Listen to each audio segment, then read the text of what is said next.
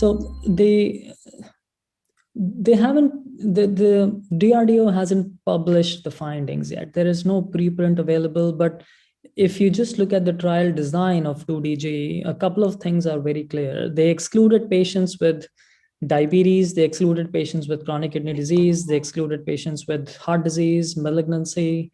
So they excluded most of the patients who are likely to die from COVID. And when they state the outcome in the trial, they say that we are studying efficacy, but they haven't really defined what that efficacy is. So whether that's shortened symptom burden that the patient feels. So there are many uncertainties around the trial design, and unless the preprint comes out, I think it'll be too early to say anything about it. There were a couple of papers. They were studied by Patanjali Research Group, and they studied the docking design and how 2DG interacts with the viral docking design.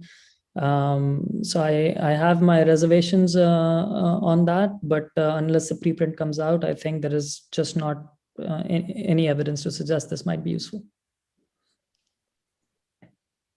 Also, just to add to that, they basically skipped all of the steps that one would normally take between in vitro studies and then clinical use.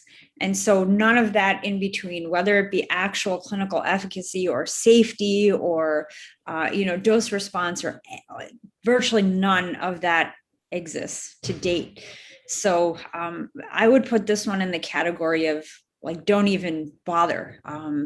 It's not going to come through for us, basically, in the time frame that we need. It's unlikely that we're going to see this data, or that it's going to be a positive study, in my opinion.